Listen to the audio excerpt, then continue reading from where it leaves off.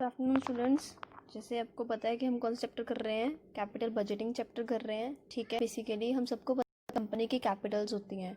जैसे 1 lakh share capital है, 10 करोड़ है, कोई भी कैपिटल हो सकती है कंपनी की, कितनी भी हो सकती है। ठीक है, अब ये कैपिटल जो है कंपनी की, हम फाइनेंशियल मैनेजमेंट में ये सीखते हैं। अगर उन्होंने 1 लाख की कैपिटल है तो वो 1 लाख में से इक्विटी शेयर्स कितने होंगे, कितना वो डिबेंचर्स पे इन्वेस्ट करेंगे और कितना वो अदर सिक्योरिटीज़ में इन्वेस्ट करेंगे। अदर सिक्योरिटीज़ कौन सी होंगी, वही बॉन्ड्स वगैरह सब में।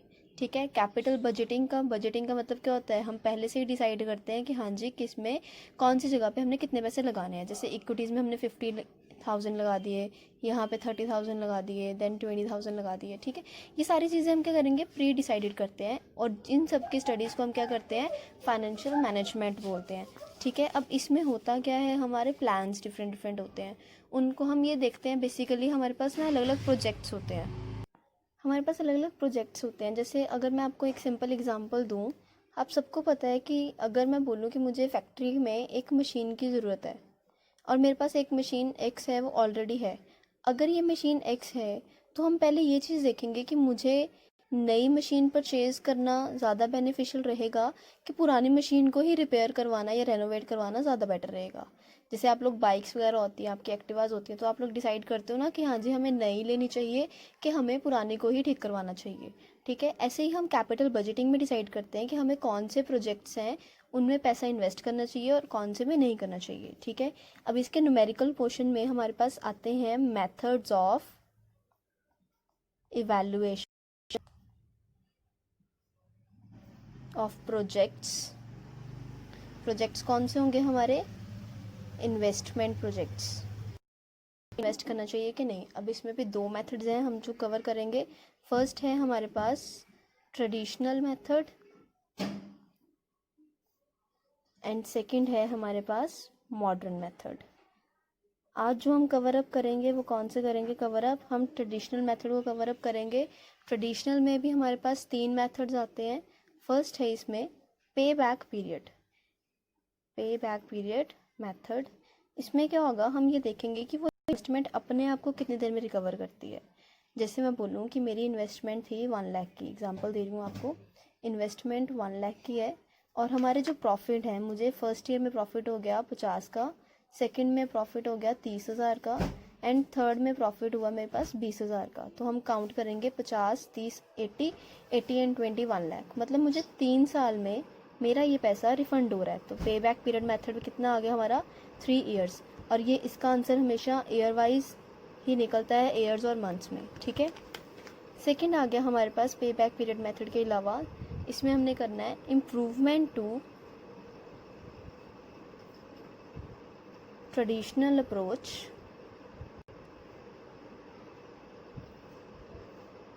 To payback period method. Payback period method में हम ये देखेंगे, नो डाउट हमने देखा कि हाँ 3 साल में मेरे को पैसा रिकवर हो रहा है, एक और प्रोजेक्ट है उसमें 2 साल में रिकवर हो रहा है, तो हम 2 साल वाले में जाएंगे, या नहीं 2 साल में पैसा रिकवर हो रहा है तो हमने 3 साल क्यों वेट करेंगे। लेकिन सेकंड मेथड में हम ये देखते हैं कि हम बस ये नहीं देखेंगे इसको कितना रिकवर हो रहे हैं, कितनी देर में रिकवर हो रहा है, नहीं, हम देखेंगे कि पैसा रिकवर होने के बाद हमें कितना प्रॉफिट हो रहा है। पैसा रिकवर होने के बाद हमारे पास कितना हमें प्रॉफिट, एक प्रोजेक्ट है जिसका टाइम पीरियड हमारे पास 3 इयर्स लग रहा है और दूसरे में हमारे पास 2 इयर्स लग रहे हैं, लेकिन उसका जो पे बैक बाद में पीरियड है, पोस्ट पे बैक पीरियड, वो यहाँ पे हम 80,000 अर्न कर रहे हैं, यहाँ पे हम 20,000 अर्न कर रहे हैं। तो हमारे लिए बेनिफिशियल कौन सा हो गया इस केस में, प्रोजेक्ट ए बेनिफिशियल हो गया ना। तो इस तरह से हम डिसाइड करेंगे। ठीक है, थर्ड है मेथड जो हमने इसमें करना है, वो है रिटर्न ऑन इन्वेस्टमेंट मेथड और रेट ऑफ रिटर्न मेथड भी बोलते हैं। इसमें हम देखेंगे हमें कितने % रिटर्न हो रहा है। ठीक है, और मॉडर्न मेथड्स में कौन कौन से आते हैं, इसमें भी 3 हैं। नेट प्रेजेंट वैल्यू मेथड, जिसको बोलते हैं NPV मेथड। सेकंड हमारे पास है internal rate of return method,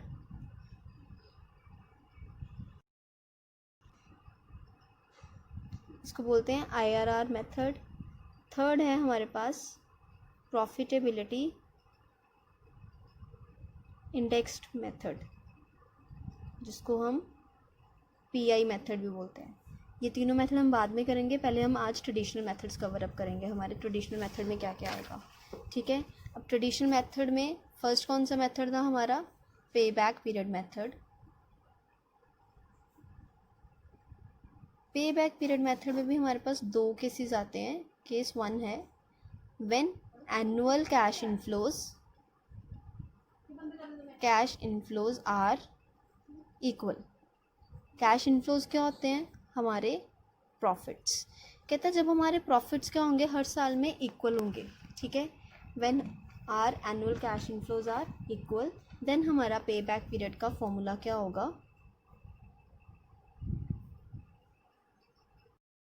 ये हमारे जितनी भी इन्वेस्टमेंट है डिवाइडेड बाय कैश इनफ्लोज। इसका आंसर किस में आएगा, नंबर ऑफ ईयर्स में आएगा, ठीक है। ये मैंने जैसे आपको एग्जांपल दी कि इन्वेस्टमेंट हमारी 1 लाख की थी, हमने रिकवर कितना किया, 50, 30 एंड 20। फर्स्ट एग्जांपल जो थी उसी की थी। सेकंड केसेस में आता है हमारे पास when annual cash inflows are not, जब हमारे एनुअल कैश इनफ्लोज जो हैं वो इक्वल नहीं होंगे। इस केस में हमारा कोई फॉर्मूला नहीं चेंज होता, इनफैक्ट हमारे पास करने का तरीका चेंज हो जाता है। इसको कैसे करते हैं क्वेश्चन को सॉल्व, ईयर वाइज 1, 2, 3, 4 जितने भी ईयर होंगे, कैश इनफ्लोज जितने भी आएंगे हमारे पास, जैसे मैं वही एग्जांपल कैरी फॉरवर्ड करती हूँ, 30, 20 एंड 40। लेकिन इन्वेस्टमेंट इसमें चेंज कर देती हूँ मैं, इन्वेस्टमेंट हमारे पास होगी 1,20,000 की। तो बेटा आपने यहाँ पे कैसे निकालने हैं, नॉट इक्वल का केस है तो हम इसको निकालेंगे कम्युलेटिव प्रॉफिट्स निकालेंगे। जैसे आप CF निकालते थे इकोनॉमिक्स में, वैसे ही सेम है। 50,000 आ गया, 50 + 30 80,000, 80 + 20 1 लाख। हमें कितनी चाहिए इन्वेस्टमेंट, 120। हमारा यहाँ तक 1 लाख कवर है, मतलब 3 ईयर्स तो आ गया। अब हमें कितना चाहिए और 20,000 चाहिए। 20,000 डिवाइडेड बाय जो नेक्स्ट ईयर का प्रॉफिट है 40, तो आ गया 0.6। तो मेरा आंसर क्या आएगा, 3 ईयर 6 मंथ्स। ये हमारा पे बैक पीरियड मेथड आ गया, ठीक है। अब एक और चीज़ इंपॉर्टेंट है, बस ये दो चीज़ें केसेस आते हैं इसमें। एनुअल कैश इनफ्लो हम कौन सा लेंगे बेटा, इस केस में हमारा जो प्रॉफिट होता है वो हम कौन सा लेते हैं, profit after tax before depreciation, हम ये लेते हैं। सबसे इजी कंसेप्ट ये है, आपको क्वेश्चन कैसे गिवन होगा ये आपने यूज़ करना ही करना है। जब भी इन्फ्लोज निकालने हैं आपने पहले ये वाला प्रॉफिट बनाना है, ठीक है। वो कैसे बनाना है वो भी सिखाती हूँ। इससे पहले एक चीज़ और है, आपको ये पता होना चाहिए कि आपने पे बैक पीरियड मेथड के अकॉर्डिंग कब अपना जो आपका प्रोजेक्ट है वो एक्सेप्ट करना है। आपने कब एक्सेप्ट करना होता है, व्हेन पे बैक पीरियड इज़ लेस, मतलब जिसका कम होगा। अगर दो प्रोजेक्ट्स हैं, ए प्रोजेक्ट का हमारे पास आ रहा है 3 ईयर एंड बी प्रोजेक्ट का आ रहा है 2 ईयर्स, तो हम कौन सा चूज़ करेंगे, which is the second project. Profit कौन सा गिवन होता है, profit before interest, before depreciation and before tax, ये हमें प्रॉफिट गिवन होगा। बोलो मतलब आपको सारी चीज़ें कौन सी गिवन है, बिफोर वाली ही गिवन है, और आपने कौन सी बनानी है, अब इसको इंटरेस्ट की बनानी है। तो पहले आप क्या करोगे, सबसे पहले तो इंटरेस्ट माइनस करोगे। इंटरेस्ट माइनस करने के बाद आपके पास प्रॉफिट कौन सा आया, अब ये profit before depreciation and tax after interest, ये बन गया। अब हम क्या करेंगे, इसमें से इंटरेस्ट माइनस करेंगे। हमारे पास इंटरेस्ट तो हमने पहले माइनस कर दिया, सॉरी, डेप्रिसिएशन माइनस करेंगे। नाउ डेप्रिसिएशन माइनस करेंगे तो हमारे पास क्या आएगा, प्रॉफिट आफ्टर डेप्रिसिएशन हो गया एंड इंटरेस्ट बिफोर टैक्स ही रहा है ये भी। अब हमने क्या करना है, टैक्स माइनस करना है, टैक्स लास्ट में माइनस करते हैं। तो हमारे पास क्या आएगा, प्रॉफिट, अब ये प्रॉफिट आफ्टर टैक्स। हमें कौन सा चाहिए था, हमें चाहिए था profit after tax before depreciation, हमें ये चाहिए था। बिफोर डेप्रिसिएशन चाहिए तो मैं इसमें डेप्रिसिएशन दोबारा से प्लस कर दूंगी, हमारे पास ये निकल आएगा। बेटा ये कंसेप्ट ऐसा है जो आपका ओवरऑल हर मेथड में यूज़ होता है, क्योंकि हर मेथड में डिफरेंट डिफरेंट प्रॉफिट्स यूज़ होंगे। जो ट्रेडिशनल है उसमें हम यही वाला यूज़ करते हैं, accept rate of return method. Rate of return method में हमारा after tax and after depreciation चलता है, मतलब ये वाला यूज़ करेंगे उसमें। ठीक है, फर्स्ट मेथड हमारा यहाँ पे कवर अप हो गया। सेकंड मेथड पे शिफ्ट कर रही हूँ मैं। सेकंड मेथड कौन सा था हमारा? इम्प्रूवमेंट टू ट्रेडिशनल अप्रोच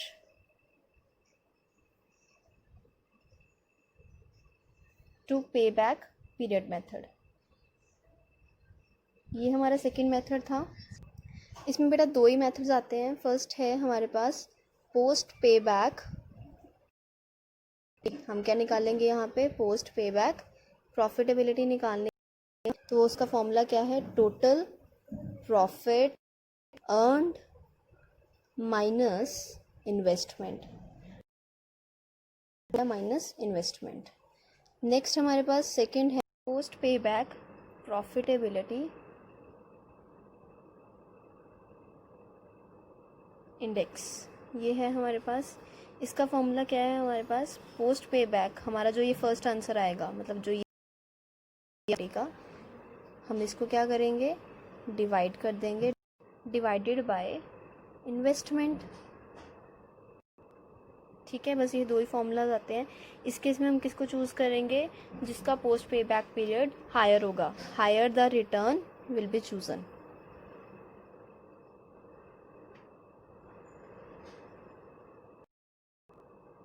ठीक है,